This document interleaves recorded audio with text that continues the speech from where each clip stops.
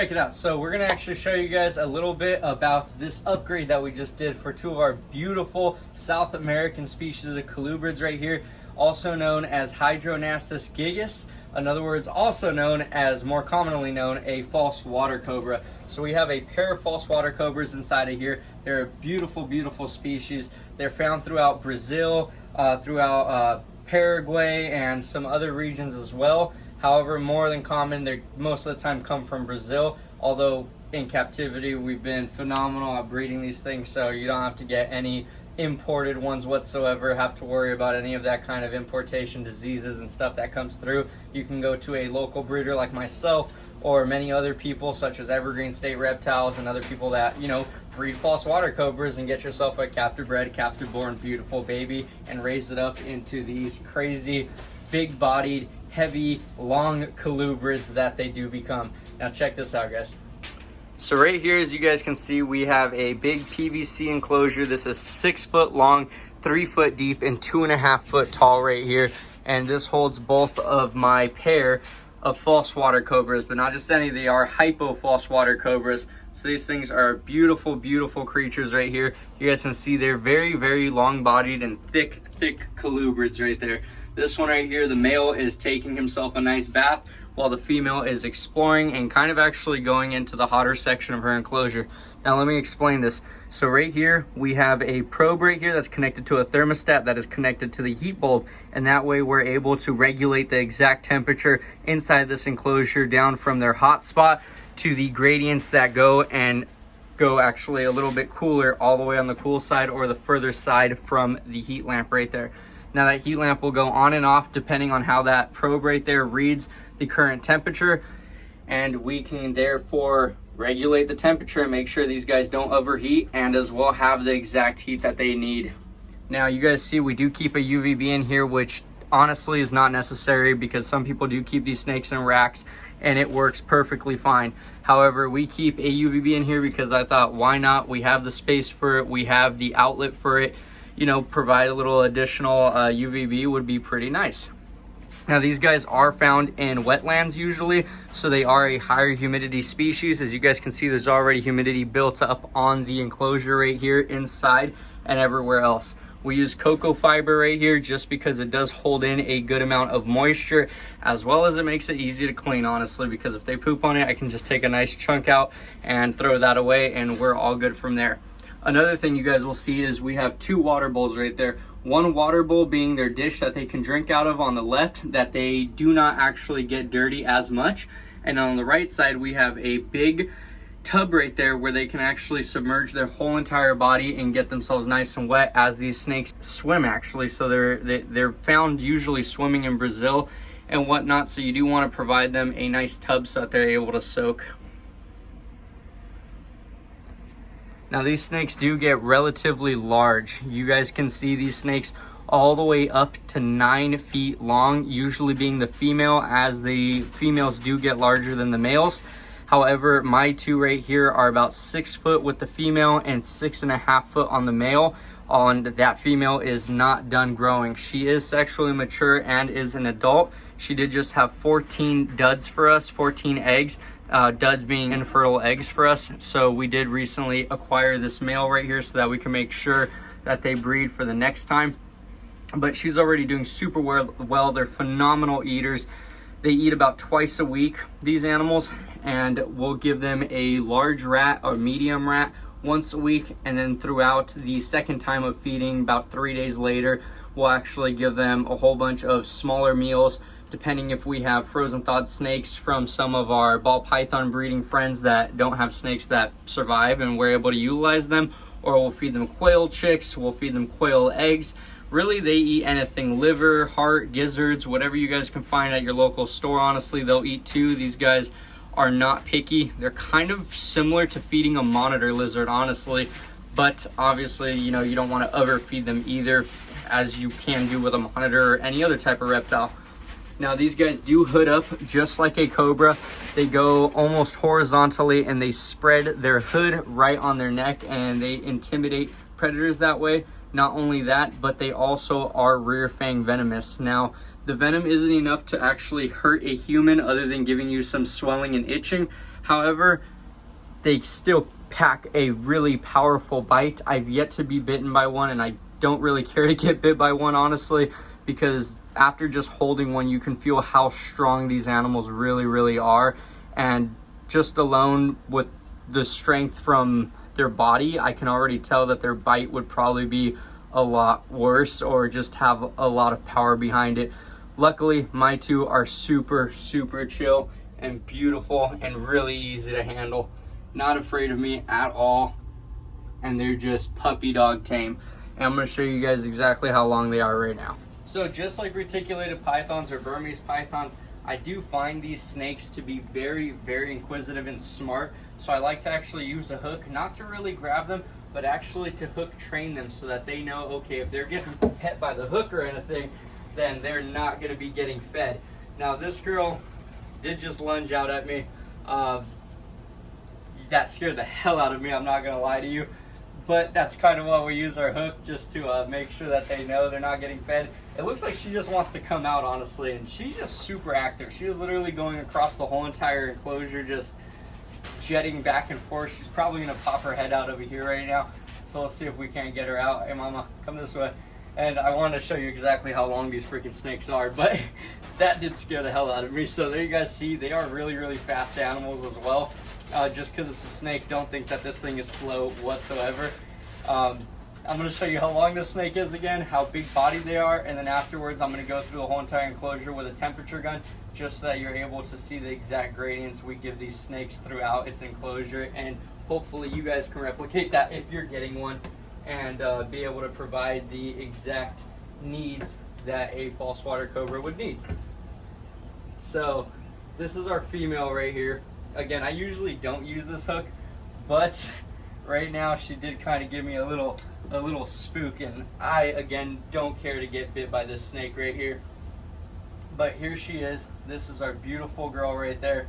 She is all of 6 feet long at the moment. She's a little bit thinner than usual. Again, she did just give us 14 freaking duds.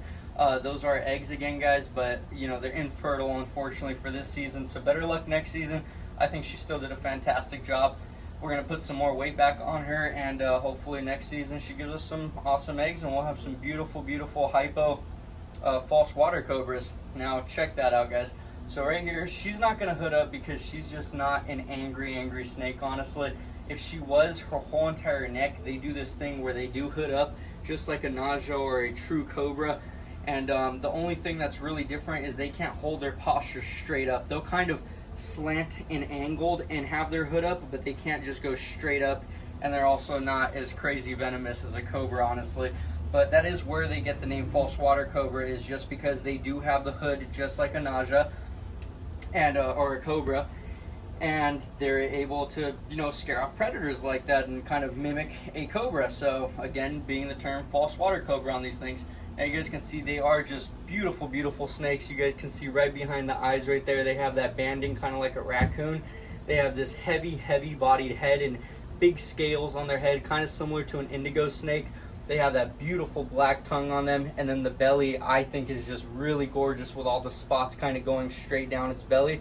If you guys look at the tail, I think is the most interesting part of this animal, is they have these huge scales on their tail, and it does not stop. It goes all the way down to the tip of their tail, that they just have these massive scales. And again, I just think these are just beautiful snakes. So right there's our female. We're gonna put her back and let her continue doing what she does. And then I kind of want to show you guys the male, because he is a lot bigger, and I think he's a great example of what she's going to end up getting to when it comes to the body thickness. But even that's not going to be a good example of how long this girl can get, because she can truly get up to about 9 feet long, which I have seen in person, and those are huge freaking false water cobras, guys. 9 feet, it seems small when you're looking at a Burmese python, I think personally, but when you see it in a colubrid, it's just something else to witness. Just such a huge snake. But let me take this male out real quick for you guys, show you him, and I'm going to show you guys the temperature of this, and we'll wrap this up. Alright, so this right here is my male false water cobra. Now I've yet to name this pair, guys, but I just want to show you guys a more realistic view of how thick she usually is, the female, before she actually laid any of those eggs. Now, this guy right here is a good example of how thick a male can get, although they can get a lot thicker, guys. So this guy's about the size of a large, or a regular size Coke can, and he is going to get a little bit bigger. He could tap out at this size, honestly. I can see him getting a little thicker, but not too much longer. He's pushing about 6.5 feet long. He is also a beautiful, beautiful false water cobra, the tamer of the two, honestly. But both of them, as you guys saw, are handleable. The female is just a little bit more sporadic. And this guy right here comes from my buddy Josh Dunlap. And this guy, he did an amazing job taking care of him. He eats a variety of foods as well. And he is very healthy, nice big-bodied male right here. He does have a small hood, and I've seen the hood size kind of varies on these snakes. You have some of the false water cobras with a lot bigger hoods, and you have some with a lot smaller hoods. And another thing I've seen is kind of females tend to have a little bit larger hoods on them. It could be a dimorphism thing, or it could just be random and you can line breed for it or something, but I don't know yet, and I haven't done enough research to actually speak on that too much. It's just something I've noticed with a few false water cobras that I've been able to come across, and as well have and see from some of my buddies that do breed them and have them as well. Now this guy, again, he is about 6.5 foot. He can get a little bit thicker, but he won't get too much longer. The female, however, will get a lot longer. And you guys can see this guy's kind of lack of blacks on him and the lack of pattern, because he is also a hypo, and I think he's a better looking visual hypo in my opinion, guys. But he is just a beautiful snake. And yet again, I'm just going to go ahead and show you guys the temperatures of this enclosure real quick, so you guys can see the full gradients of heat that they have inside of their enclosure. And we will sum this up, and hopefully you guys have enough information to be able to take care of your false water cobras properly and nice and healthy for the years to come, that you're going to have these beautiful, beautiful heavy-bodied pets. So again, there's our beautiful female right there, and our male that is immediately back into his tub. And you can see the female stretched out all the way across the entire cage, the length of it at least that's available. So right here we have our nice heat gun. I don't know what brand's significant for you or anyone else uses. We just got this at Home Depot or Lowe's. And we're gonna go ahead and look at the hot spot right there. So it gets all the way up to 105, which is a little bit hot. I'm not gonna lie to you guys. That is pretty hot. We don't really want it there, but if we move it just slightly to the left, and that's literally about 3 inches away from what I just showed you, it drops all the way down to about 93, 95, 91. We keep going about 6 inches to the left right here, it immediately goes to 88.7 right there. So that's actually not too bad, to be honest. They're going to thermoregulate themselves, and they're gonna go in and out of that heat right there. So I'm not too upset at that heat, but we are gonna drop it down a little bit.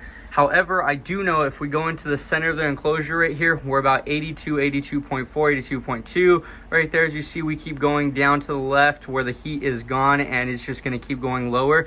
So that is why they're able to thermoregulate themselves. They have their hot side over there, which is kind of closed off by the archway as well. It kind of doubles down as not letting the enclosure sag, and it also kind of traps in heat in that area. Then we have the second area right here that you guys saw is about 80s right there, low 80s, even down to about 79, 77 as you guys see.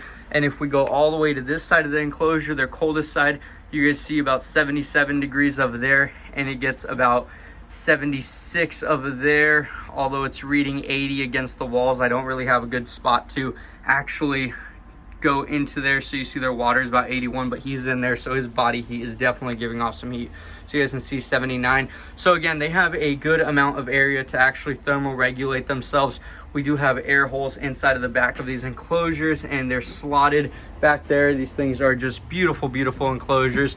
And that's it really, guys. So again, these are going to get really, really big bodied. They are going to get really long. Females getting exceptionally longer. And this is basically summing up exactly what you want to do in order to take care of your beautiful false water cobras. Hope you guys enjoyed that. Hope everything was real informational when it comes to taking care of these beautiful animals. And if you guys do have any questions or other things you want to see, just drop down some comments in the video. Go ahead and give this video a thumbs up. Don't forget to subscribe. If you guys want to see any of my other enclosure setups or how I take care of any of my other animals, just go ahead and comment, and I'll go ahead and try to get to it as soon as possible. Thanks again for watching, guys. And don't forget to follow on Instagram either at s.b.reptiles. Play late.